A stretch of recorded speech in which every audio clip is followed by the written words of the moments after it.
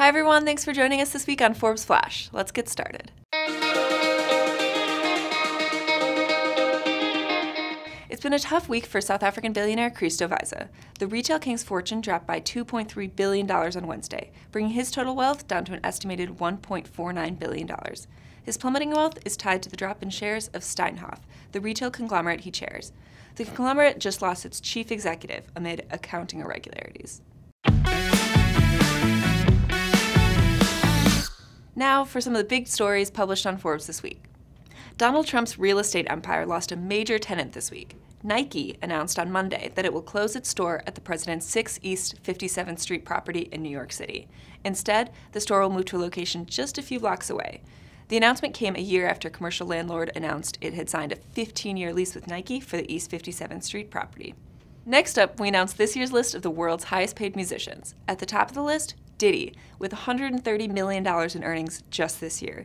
Most of his income came from his Bad Boy Family reunion tour, his Ciroc vodka deal, and the sale of 1/3 of his Sean John clothing line. He's followed on the list by Beyoncé, who had a $105 million year, and Drake, who raked in $94 million. Bitcoin reached another milestone earlier this week as it passed $13,000 for the first time. It's just another sign of the cryptocurrency's record year, and momentum that doesn't seem to be slowing anytime soon. Experts are split on whether or not the digital currency is in a bubble, but what isn't up for debate is how much people want to keep talking about it. Let's end the segment with a look at the major news in the healthcare world. CVS's acquisition of the insurance giant Aetna. The $69 billion purchase is big news for quite a few reasons, and it could drastically change your healthcare routines. What it actually means for CVS customers remains to be seen, but those looking at the deal in a hopeful light claim it could improve healthcare outcomes and save money. Facebook hit headlines this week with a new version of its Messenger app, for kids only. The move is an attempt to make messaging safer for young people who often already have access to the internet, but with parental oversight. When kids turn 13, old enough to have a Facebook account, their data from Messenger will automatically be transferred over. Depending on who you ask, this is either a thoughtful move from the social network giant or an overreach by an already dominating online force.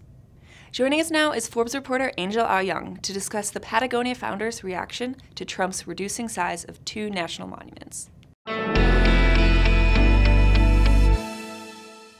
So President Trump announced 2 presidential proclamations on Monday, December 4th, which essentially shrinks the size of 2 national monuments in Utah by millions of acres.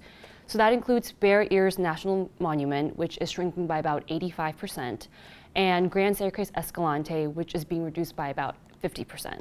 So environmentalists and conservationists have really come out in opposition against the 2 proclamations, but the biggest voice is probably Yvon Chouinard. He's the founder of Patagonia, the outdoor retail apparel company. He went on the record and did an interview with CNN on Tuesday morning and said that he plans to take the White House to court. He said, quote, "I'm going to sue him. It seems the only thing that this administration understands is lawsuits." So on top of that, he's also changed the company website. The company homepage is now a blacked out screen, and it reads in bold text, "The president stole your land." So other retailers like REI and North Face, they've also adjusted their homepages, but none of them have done it as drastically as Patagonia. Patagonia filed the lawsuit against the White House on Wednesday, December 6th. And a spokeswoman for Patagonia actually told me that they've been expecting this for a while now, and they've been preparing for something like this to happen. There is already one lawsuit that's been filed against the White House for these presidential proclamations. The plaintiffs are a consortium of 10 organizations, which includes the Sierra Club and the Wilderness Society. And I spoke with the president of the Wilderness Society on Wednesday morning, and they're going full steam ahead with the lawsuit. And they said that the administration has actually sent signals that they're planning on modifying more monuments. So that's definitely something to look out for. So Yvon Chouinard is the founder of Patagonia. He was a newcomer on our World's Billionaires list, which came out in March 2017, earlier this year. And his spokespeople actually asked to not be included in the list. And this is likely because if he had a choice, he wouldn't identify as a businessman. He is an avid outdoorsman. He takes 5 months of the year off to go fly fishing in Jackson, Wyoming, or to go to Patagonia, which the region in South America, which is where his company is named after.